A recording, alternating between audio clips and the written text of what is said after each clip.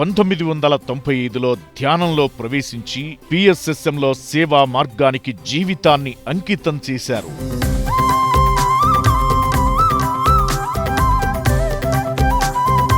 Child డెవలప్మెంట్లో MSc పూర్తి చేశారు.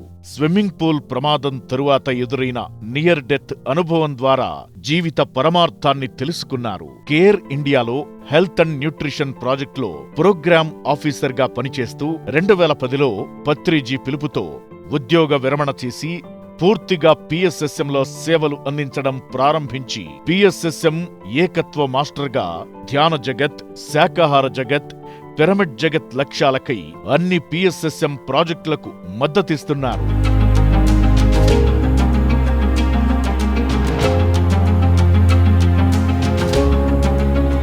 పిరమిడ్ బాల వికాస్ కు ఫౌండర్ గా చిన్నారుల ధ్యాన విద్యలో విప్లవాత్మక మార్పులు తీసుకొచ్చారు.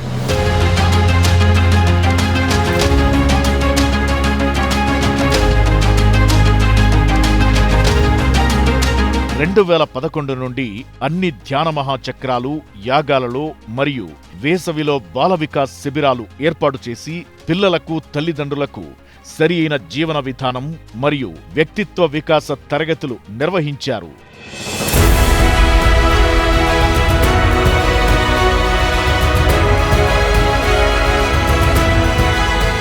2,50,000 మందికి పైగా విద్యార్థులకు, ఉపాధ్యాయులకు ధ్యాన శిక్షణ అందించారు.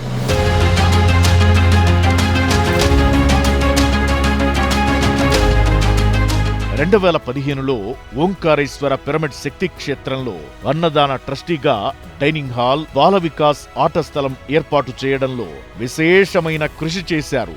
ధ్యానమన్యం, మన్య చైతన్య ధ్యానపీఠం ద్వారా గిరిజన ప్రాంతాల్లో ధ్యానం, శాకాహార ప్రచారాన్ని విస్తృత స్థాయిలో నిర్వహించారు.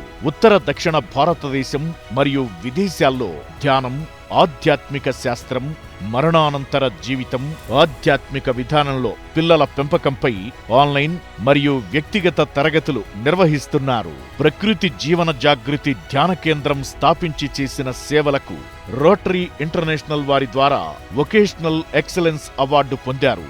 ఇప్పుడు 2025లో పిఎంసిలో డైరెక్టర్గా బాధ్యతలు స్వీకరించారు. విశిష్టమైన సేవలను అందించారు. లక్షలాది మందిని ధ్యానం వైపు మళ్లిస్తున్న మహేశ్వరి గారి సేవలు అత్యంత ప్రశంసనీయం.